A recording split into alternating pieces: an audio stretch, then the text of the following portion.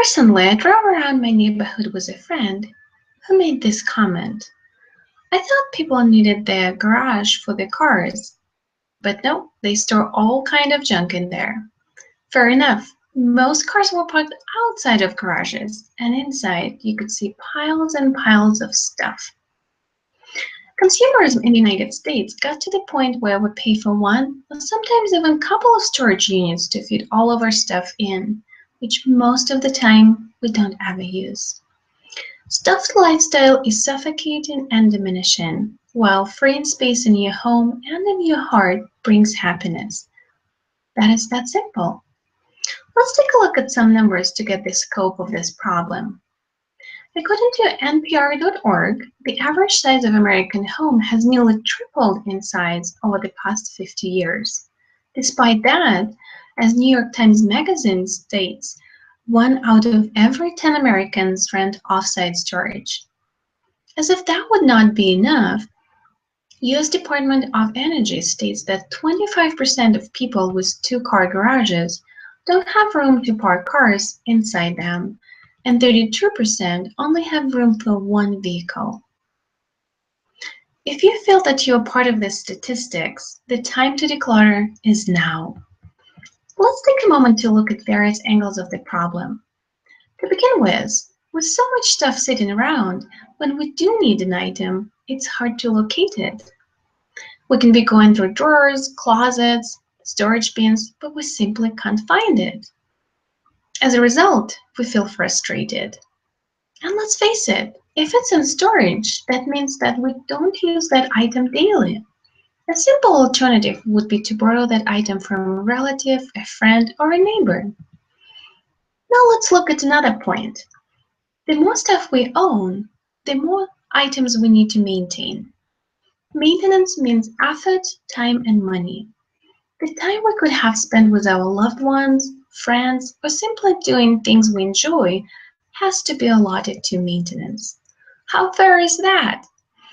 At the same time, there are some expenses associated with maintenance, such as storage fees, insurances, etc. All that brings dissatisfaction with life, increased stress, and even anger. Our homes, as well as our hearts, have only that much space. Thus, if we have them filled with all the material stuff, there is no, or at least not enough room to put something else. In April 2014 General Conference, Elder Bednar taught, we should be careful to not haul around in our life so many nice but unnecessary things that we're distracted and diverted from things that truly matter most. Things can be the most incredible electronic devices, the most stunning jewelry, the most beautiful paintings, you name it. But if we don't truly need them, they simply take our space and time from other things which do matter to us.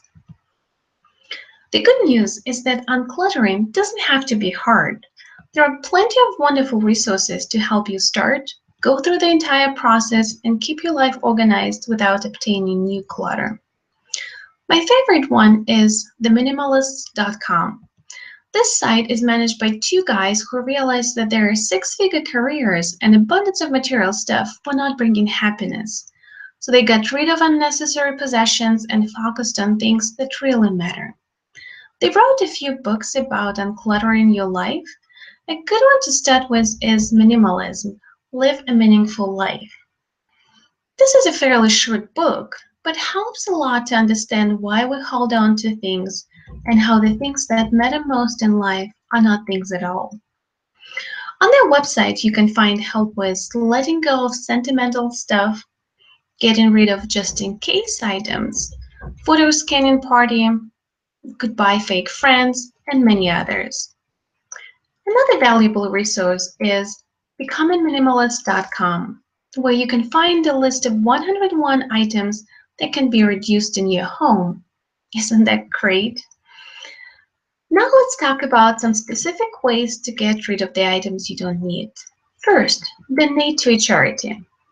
The fact that someone can benefit from your item will make you feel good, and at the same time, you get some tax write-off. Second, Give them away to a friend who really intends to use them. You'll be surprised that oftentimes an item can find its new home at your friend's house and your friend will be sincerely grateful. You might even consider throwing a swap party. Women can get together to exchange clothes, shoes, jewelry. Young mothers can exchange baby clothes and toys. I guess men can probably exchange tools. It's fun and gives you feeling. Our third idea is your yard sale or garage sale. You can earn a little bit on those items and feel happy that your garage is finally gaining some room. Nowadays, there are even Facebook local garage or yard sale pages. So if you don't have time for a real-life yard sale, just post the items on Facebook page, and for sure, there will be someone around who will want your items. Fourth, technology prepared a few apps to help you out.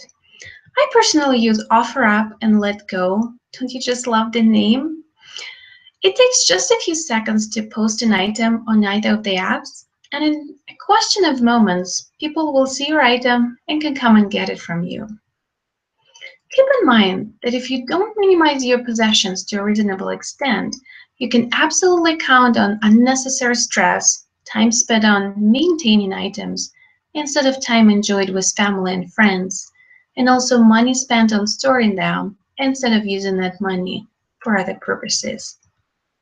To summarize, today we've talked about why it is important to unclutter, what will happen if you don't do anything with your clutter, different ways to get rid of it, and the resources that are available for you free of charge.